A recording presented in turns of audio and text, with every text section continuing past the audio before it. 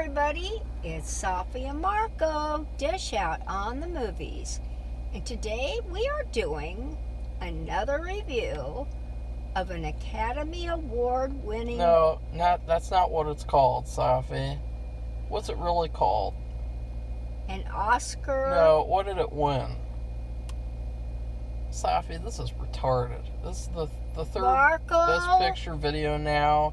Best Picture yeah, winner just say that. Of the past. It's time to review another Best Picture. Why is that so complicated? Why can't I just say it the way I was going to say it? Because that's stupid and it's general.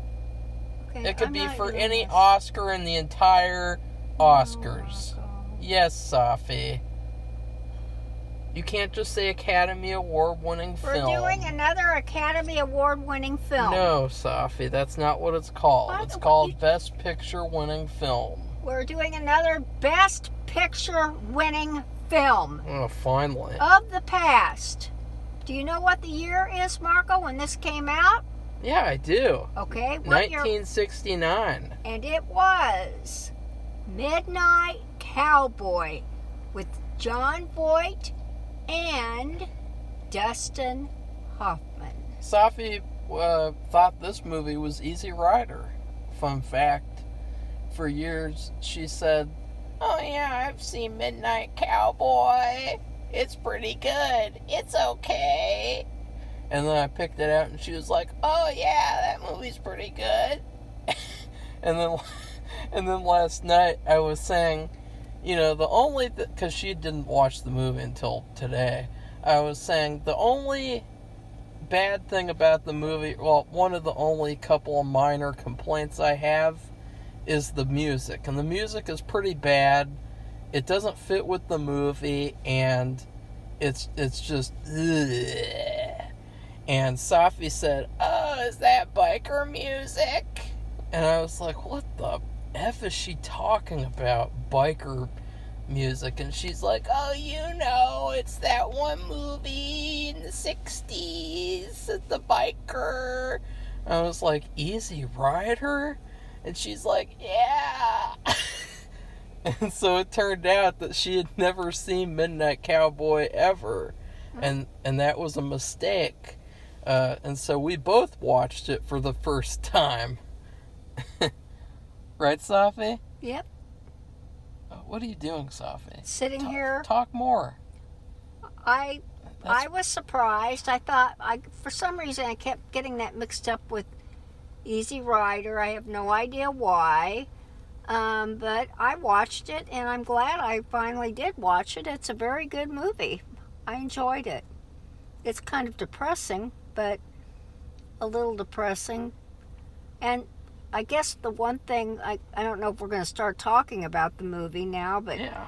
Sometimes when they would, you know, they show the characters, they would think about something or remember something, but then you don't know if they're just hoping something will happen the way they're envisioning it, or it really did happen. I was a little confused sometimes when they did that. Yeah. I don't know the name of the technique, but there were some things that they showed with Jon Voight, especially about his life in Texas, because he's from Texas and he goes to New York, and of course we know that's where the other guy is because he's got a New York accent, and I can't imagine that he would say he was from Texas. But anyway, but they would show some events in his life, and I just wasn't sure if they happened or not, because later on, when Dustin Hoffman, they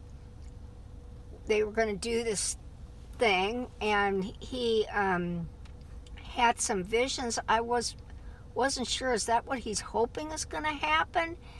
Is that something that will happen, or what? And so I guess I was a little confused about what was real or what had been real in the past, or what was going to be real in the future, and what wasn't. Sometimes, you know, I kind of figured out what it was, but the thing with Jon Voight and what experiences he had in Texas, I'm not really sure about that now, even thinking about it. If that was a real thing that happened or not. Because it's not just the pictures that they show of the possible events that happened. He also there's also somebody talking to him, and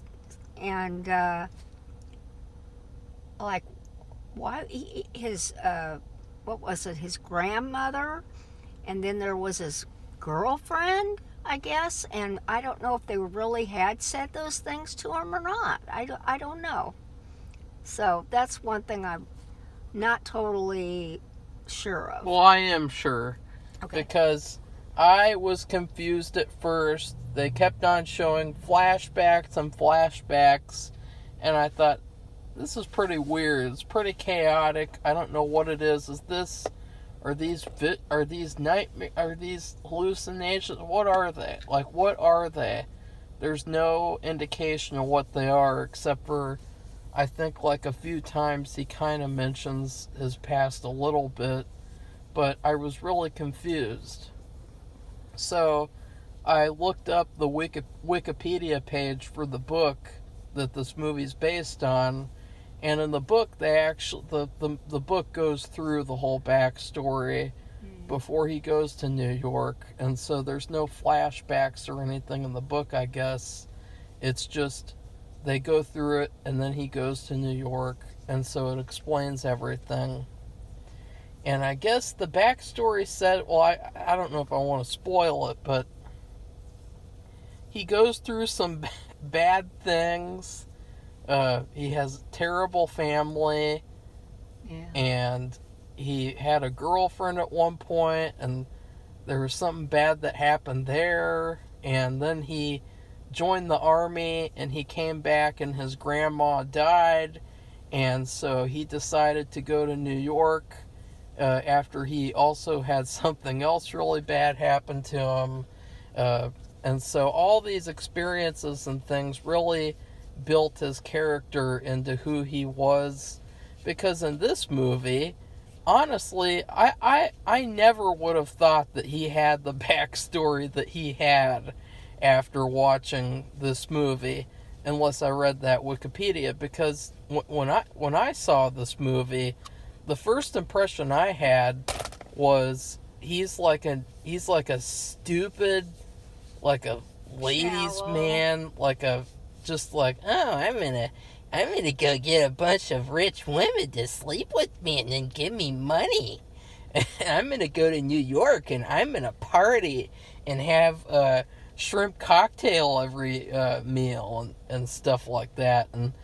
And you know, I never would have thought that anything of what he went through was accurate, except for maybe how his grandmother treated him, and that they showed the most of in the movie. Like, if you had to put like a percentage of all the different experiences. And I do feel like that's another one of the minor flaws of the movie, is I was kind of expecting a scene in the movie somewhere where he finally reveals to Dustin Hoffman what his backstory actually was.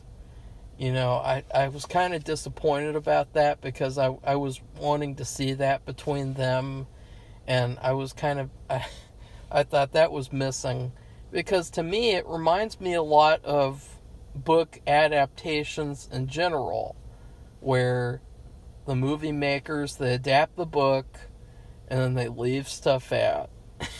and they make obscure little references to them. Like, there's that part at the beginning of the movie where he's on the bus and he says, do you know Woodsy Niles? Or whatever that guy's name was. And you know, nobody who's that? You know, who's that? Well, he's a part of the backstory in the book. So, like, you know, you never would have known that unless you looked up the Wikipedia page. So, a lot of, like, you know, telltale book adaptation signs with this movie. And that's a little unfortunate, because I thought, since this is 2 hours, I thought it would show the full story, but it kind of felt like it could have been longer. Like, I could have watched a 3-hour version of this, or a 4-hour version. So, Safi. Well, that's good for you. I'll have to look at the Wikipedia page myself so I can get clear about what happened, because, I mean, I've been thinking and thinking and thinking about it, and It's even worse than the stuff in the New York part. So it's like, that's another thing, is if they had put that in the movie too, it might have made the movie even more depressing, because I wasn't really depressed because I thought, you know, this guy's, he is really dim-witted, and he goes to New York and he just thinks it's going to be a party, and then he goes there and he discovers what a horrible place it is and how horrible the people are. You just don't go to some place, though, and think that everybody's going to give you money. I mean, that was naive on his part. I don't care where it was. In New York, I don't know about now, but they had in the past, they had the reputation of being some of the rudest people in the country. I don't know about now. Yeah. But I've heard that multiple times. And so that's why I wasn't really depressed, because I thought, you know, this guy's getting what he deserves.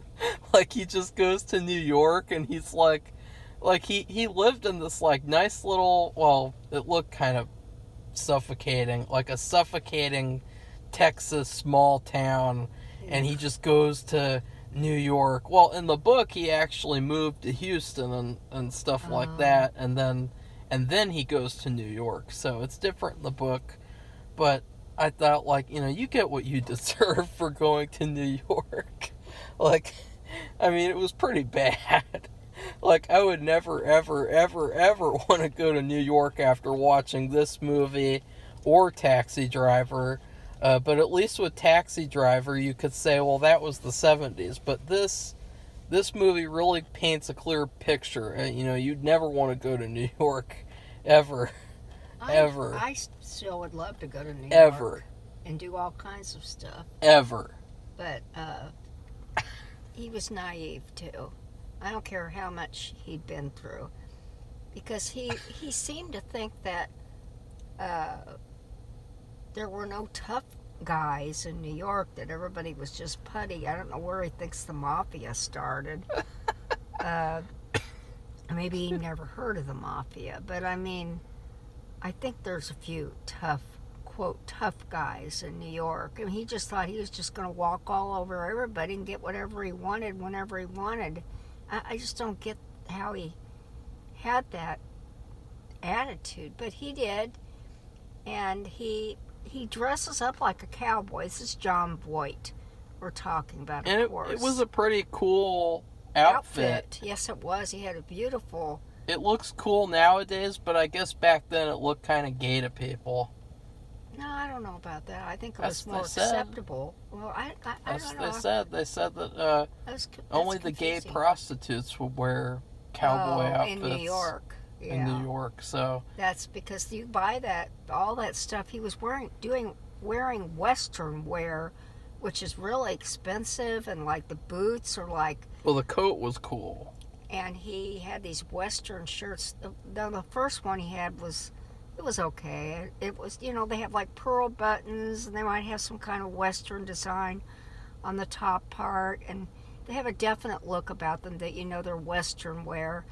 He had on blue jeans, of course, and he had this really cool coat, and he had leather boots, and those are very sought after, and he had a beautiful cowboy hat, which was wool, and they are worth a lot of money as well. And this was a very nice one, and when they were in New York, I'm talking about when he met up with Dustin Hoffman and everything, but when later on they showed him, he was he had his hat cleaned at special cleaners. And it didn't cost very much either. Because he just ran off and didn't pay the bill, right? Or not? I don't know. No, he paid. Didn't he pay the bill? I don't know. I can't remember. It's kind of confusing because it goes by very fast. It does. And what happened was Dustin Hoffman said he had left his fedora there and didn't pick it up, and and they wouldn't even listen to him. And it was up. There was a fedora which he described up on a shelf. I don't know if he was talking about that one or he really left one or it was something he was just thinking about. But John Voight got them to give him his hat because he spotted the hat on a shelf, and then it looked like they ran out and didn't pay. But it like he said, like Marco said, it was confusing because it happened so quickly. Well, there was something they didn't pay for, but I don't know what it is. Well, there's a few things in the movie that were never paid for, but They steal a lot of things, and well, they don't have any money. can't blame them. Safi, just drink and I'll talk to avoid. Well, there's nothing else to say about it. Really? There were a lot of times There's where nothing else to say they about didn't have, the movie? No, about the fedora and the cowboy hat. But it was a very beautiful cowboy hat, and he actually had it cleaned. And they are very valuable and expensive, and and they can be very well made. I think it was a wool one. Really? Okay, so overall, I really liked the movie. I thought that it was pretty perfect. You know, the thing was it was funny because you know, when you watch a movie, whatever's happening goes into the movie and imprints an experience. And I was not in a good mood after watching that horrible X movie, and it reflected in the review how pissed off I was at the movie. And then it was even worse because Safi, like today, forced me to edit and upload the video and do it at a very late time, and then I wasn't even able to upload it, and we had to rush home to do something. We had to feed our diabetic cat. That's not relevant. And then even worse was Wendy's. I mean, Wendy's is their quality has been dropping, and they gave me a vanilla Frosty, and I don't know who the hell orders vanilla Frosties from Wendy's. Like, why would you go, Safi, drink and don't do that on camera. I don't know who the hell, because like when you go to Wendy's, you would get a chocolate Frosty. Like, that's pretty straightforward. Well, they didn't even have vanilla Frosties before. Yeah, like they shouldn't even have vanilla Frosties on the menu. And so I got it, and the food was terrible as usual. You know, it just terrible. Like, the quality is dipping. And it's such a shame because they have been like the best fast food restaurant for the past like 3 or 4 years. And now their quality is dipping. And I tasted the vanilla Frosty, and it tasted like yogurt. It tasted like vanilla yogurt. And it was so gross. Well, it was okay, but it was just like, ugh. Like, I don't want to eat vanilla yogurt ice cream. Ew. But then I watched the movie, and even with all those terrible things, like especially the movie X that I watched before it being just abysmal, even with all that, the movie was still good, and I could immediately notice the quality difference between the two movies. You can immediately notice if you watch that and then you go straight to watching Midnight Cowboy, you notice an immediate quality difference between movies of today and movies back then. Right, Safi? Yeah, you do.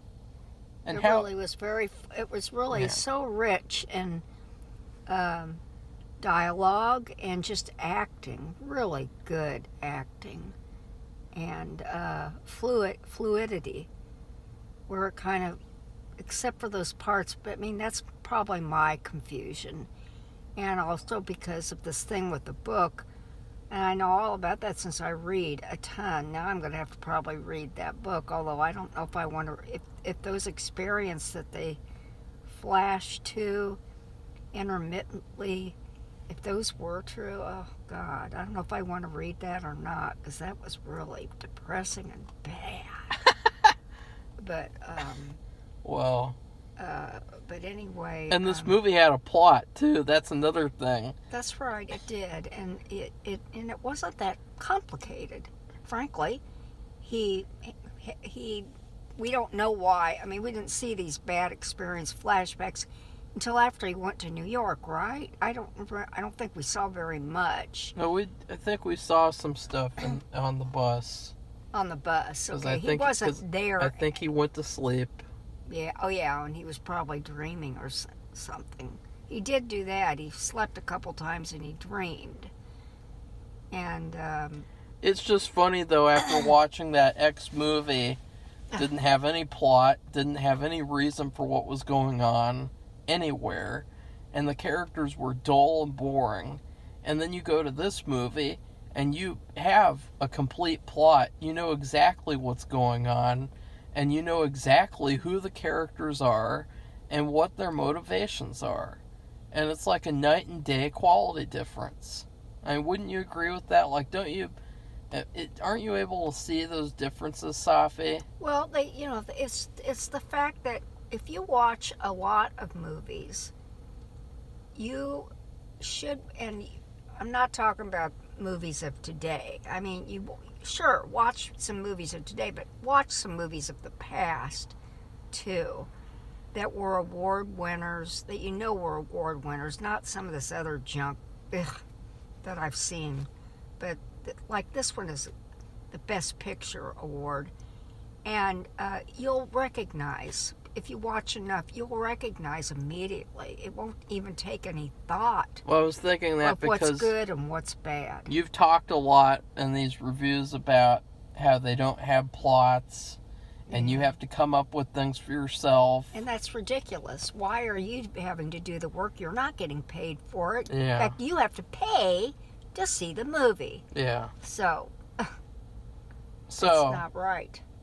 The movie is basically, it's about this naive guy who goes to New York, and he thinks that it's going to be easy, fun, but easy. He goes to New York and he experiences New York to the fullest extent that he can experience it. Some of the most negative ways, but.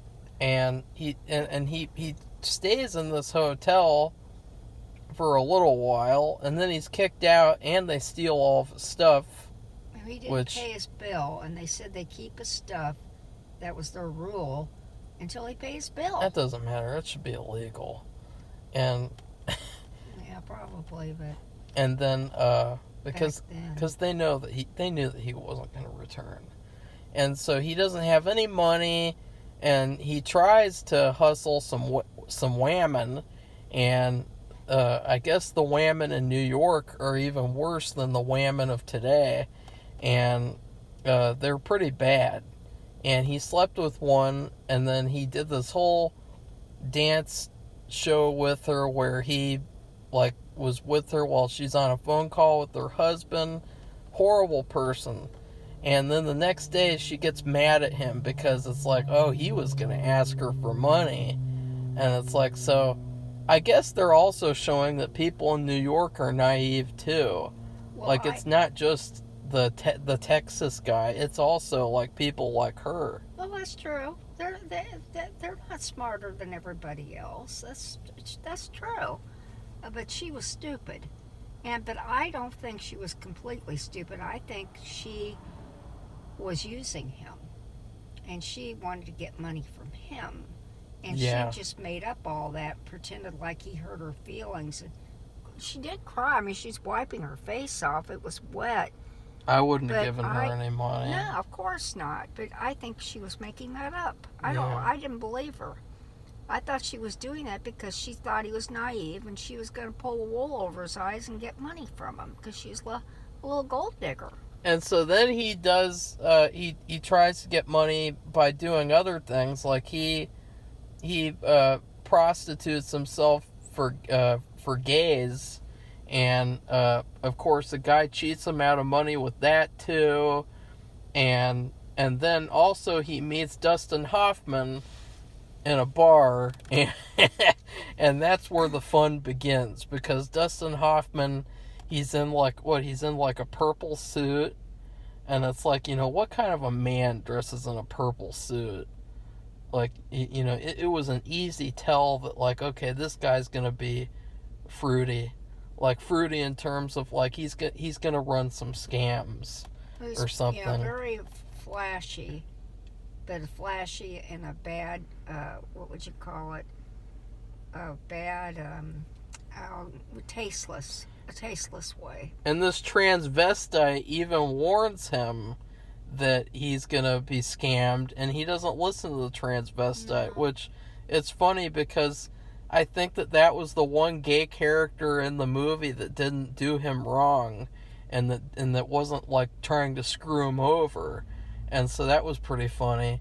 And he gets screwed over by Dustin Hoffman, and it's really, I mean, these people are evil. Like, these people in New York, they're probably some of the most evil characters you've ever seen on screen, because there's this guy in an apartment, and he's like this judgmental piece of shit, and he says, like, oh, you're lonely, and you're addicted, and you don't have any money, and I've heard all the sob stories before, and the real problem is that you're not close with Jesus. And so then he pulls open the bathroom door, and there's this like little stupid shrine on his bathroom door that, like, I guess he prays while he's on the toilet, and so he wants him to pray with them, and like, he thought he was gonna get some work. He thought he was, I mean, because it's funny, like, nowadays people just say that these people don't want to work, which is just an excuse. And well, in this movie, you know, he said explicitly over and over and over again, I want to do some back-breaking work. I don't care. I want to do some work right now. And then this stupid ass fat body old man. He was gay too, I think. He was? I think he was, and that stuff about Jesus, that was just the prelude. I don't know, but he was like some disgusting person. He's like, and still after all of that, like, I want to work. I want to do some work for you. I want to do hard work. Even after all of that, get down on the ground and pray with me. We gotta pray. Well, and that's gonna get you somewhere. And then he just runs away. He's like, I'm not putting up with this shit. Well, he has flashbacks of home, I think. Yeah, abuse of some kind. Again, to do with religion. We don't really know. No, but you could tell he was having these little, like, bursts. Yeah. I call them bursts because they were very quick, very short, and you really couldn't see what was happening, but you could tell it was something to do because he had the TV playing in the background, the guy did, and it had a religious show on it. And the guy, it was just a preacher, and it was in black and white, it looked like, and he was going on and on about crap. You know, the same old crap. The same old. And so he you know, he's down on his luck. He's poor. He's living out on the street. And to me, it looked like he was basically just walking around all day. Like, since he can't live anywhere, he's just literally walking around with all these disgusting people all day, not social distancing. That's just a joke. I don't care about any of that stupid ass shit. And then he finally sees Dustin Hoffman again, and they meet each other again, and they interact, and they become friends, and Dustin Hoffman gives him a place to stay in this old condemned building, and they're living there, and they're scamming people together. They're trying to, and they're just trying to steal, make any kind of money in New York. And Dustin Hoffman's a pickpocket too, so he pickpockets to get some of his money. Oh yeah, he pickpockets a lot of things.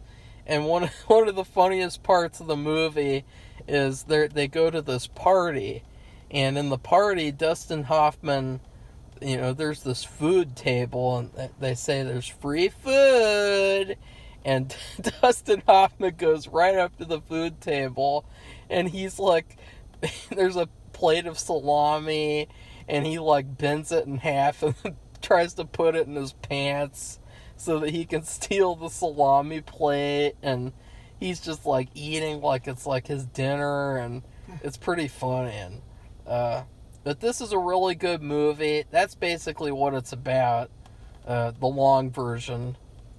And it's really good. You know, I don't really have any criticisms at all, except for it could have been longer.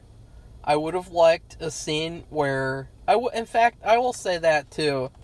Dustin Hoffman is the best part of this movie. He gives a best actor worthy performance. He definitely should have won over John Wayne in True Grit. I mean, ugh. I mean, what a stupid movie that was. What a boring old man just groaning.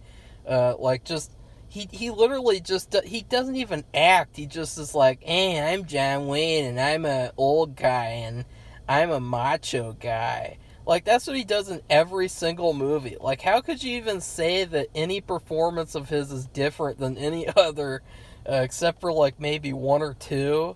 But, you know, the fact that he won Best Actor over Dustin Hoffman in this movie, I mean, that's just shameful. That is just shameful. That's what I say. It's weird. You know, you go over this list of all these Best Picture winners, and you're thinking, oh my God. It's like a pity Oscar. Well, yeah, that's for what John Wayne. That's what I was thinking, and we've seen that happen in the later years, where that's what they'll say. Like, well, I don't know. Like with Leonardo DiCaprio, they didn't give him an Oscar for Wolf of Wall Street. They didn't give it for all these other movies. So what'd they do? They gave him one for The Revenant because he slept inside of a carcass, and then he ate a raw organ. Oh. And therefore he deserves Best Actor so that he can go up there and preach about climate change BS. That's literally what he did, Safi. Remember that? I don't know what he did. I didn't watch the movie. I just heard that. No, in the ceremony when he won. Oh. He went up there and he was like, hey guys, instead of talking about myself winning Best Actor, like, you know, Best Actors are supposed to do, I'd like to talk to you guys about climate change. Oh. And after the ceremony is over, I'm going to go fly home in my private jet. And so that's what he did, instead of giving a real Best Actor speech. And so that's what it felt like with John Wayne. You know, why would he deserve an Oscar for that boring, stupid movie, that old people movie? Because that movie is an old people movie for damn sure. That movie's nowhere near as good as this movie. So I'm glad that at least that this movie won Best Picture, and it won Best Director, and it won Best Script. It deserved all 3 awards. Mm-hmm. But back to my original point, Dustin Hoffman was the best part of this movie, and I really wanted to see more scenes with Dustin Hoffman when he wasn't sick. Like, I really wanted to see more just scenes of him and Jon Voight talking together, hanging out together, and it would have been nice to see a scene where Jon Voight finally does a monologue about his backstory, because I was really missing that from the movie. I mean, the movie tells you that he went through bad stuff, but it really doesn't tell you what happened.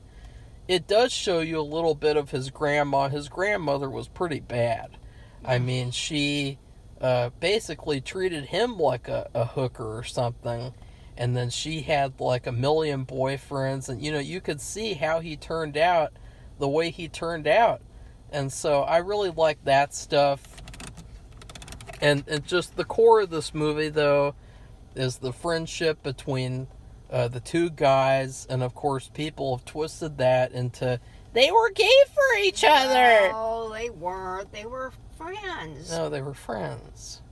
It's ridiculous. Like, just stop making everything, stop twisting everything to your own agendas. It was really nice. I mean, yeah, they had nothing in common in terms of their backgrounds.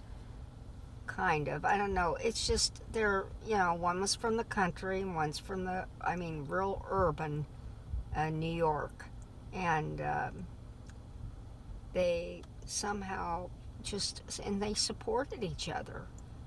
They really did, and I mean, really almost like a life and death type of thing.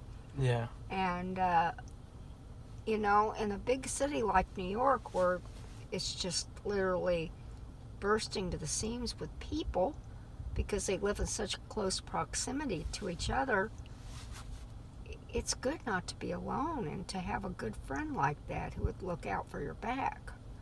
So you don't have to be gay to look out for your friend's back. It was It's just that sounded even gayer than the other people talking about this movie. I don't like that. I just can't stand that. I mean, really, I've read multiple books where all these women have these friends and they help each other. My God, I mean, they're just they're lesbians then. No, multiple stories, multiple.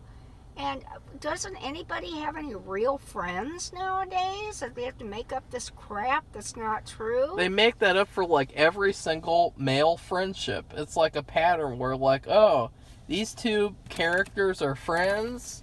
Well, they're obviously gay for each other. It's just pretty obvious at this point. Even though Dustin Hoffman, I don't know. Dustin Hoffman, he was sick for most of the movie, so he kind of... He got very ill. He was sick. And he kept coughing. I thought, and was he a smoker? I guess he was a smoker. Yeah, he was a smoker. And so you just don't know what that was. But he talked about his father working at this wax factory and how he inhaled the wax. And it made him sick, and I'm thinking, I wonder if he really had tuberculosis or something, because that was a problem. I guess he did. That's another thing, was he had an illness that you don't even know what it is, because they never get him to a doctor or anything. He won't go to the doctor. Won't do that. Even when he has a friend now, and even when his friend wants to take him to the doctor, he won't go. So, and he said he couldn't walk. Yeah, that's pretty creepy. He couldn't walk, and you could see. He said he was cold. Well, he had the chills. You know why? He had fever, and he was very, very ill. And his biggest wish was to go to Florida. And so then Jon Voight, and by the way, I had never seen Jon Voight in anything where he wasn't like 90 years old. And so it was really weird watching him as a young person in this movie. It was really weird. Because like he looks kind of like he looks nowadays, but just with different hair, and it's all white now. And so it was really weird seeing him as a young person. Because with a lot of the older stars from the older films, they didn't act when they were young, so you can't see really what they looked like when they were young. But this was like a different thing where he acted when he was that age and at this age, and so it's a weird thing to see him at both ages on film. So, Safi? Well, I guess we should wrap it up. Ooh! What was your favorite scene of the movie, Safi? Let's just do that. Oh, well, I had a scene in mind earlier. And was it the party? Yeah, well, you said this the party earlier. The reason why they went to this party wasn't anybody they knew.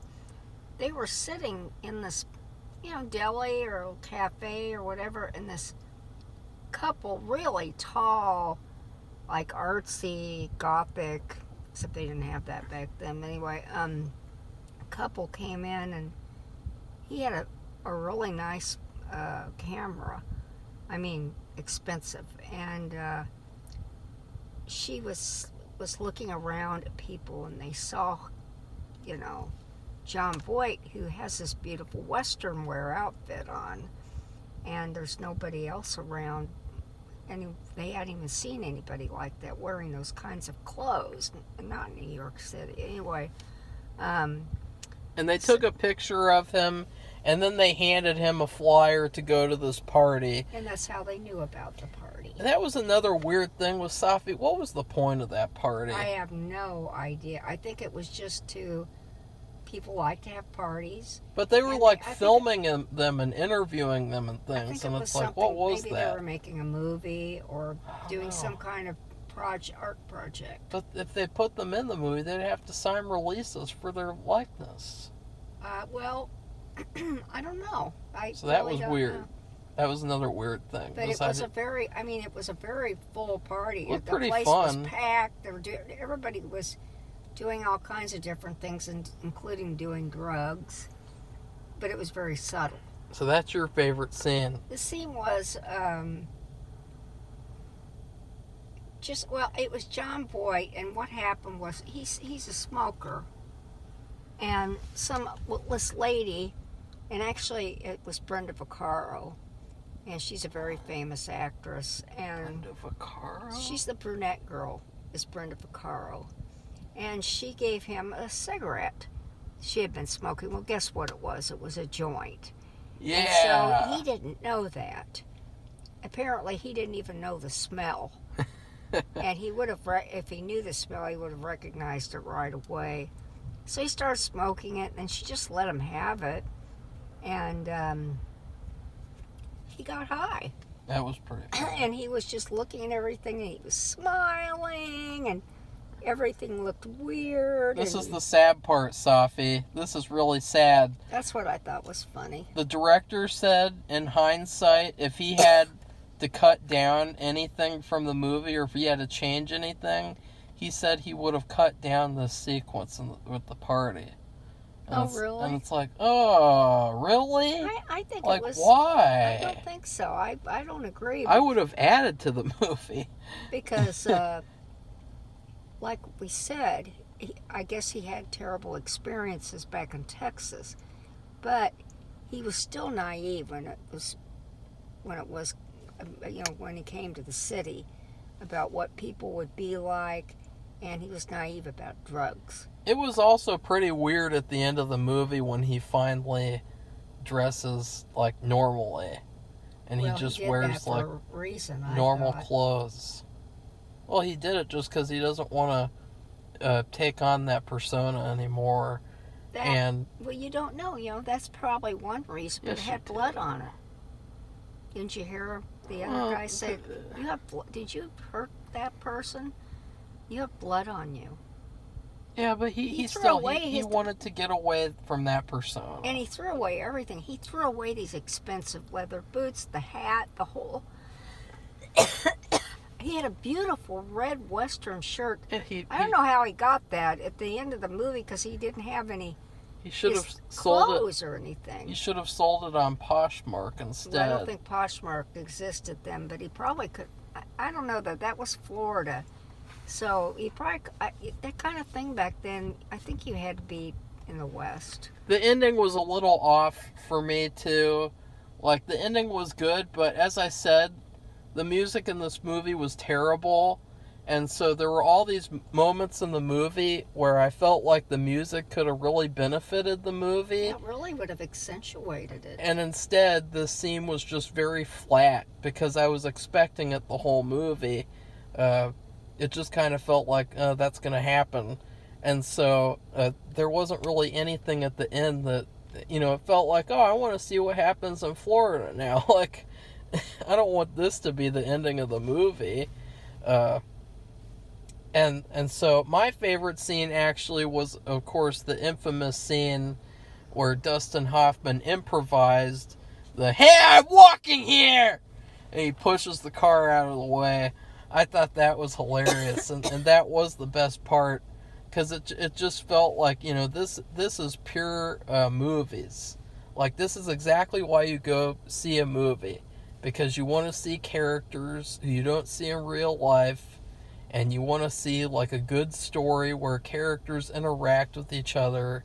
And it was just such an awesome moment because that was all improvised, and I can't believe that because it fits so perfectly in the movie. It did. And so he really deserved to win Best Actor.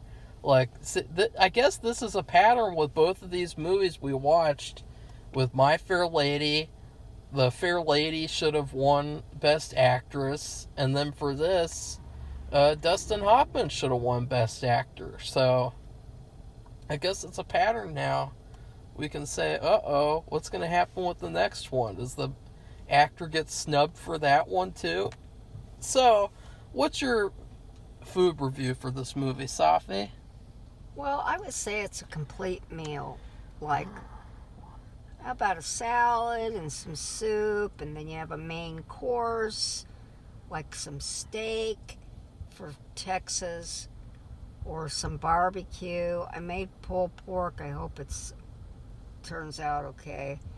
And, you have all the sides, and then you have a drink, a really good drink, probably even though I don't care for it much, maybe a really good beer or a mixed drink that's like Southwestern flavored, or it could be a New York pizza where they fold up their pizza and it's really delicious. They love it. It has all their favorite, and it would have to have it like be an Italian pizza with lots of Italian meats,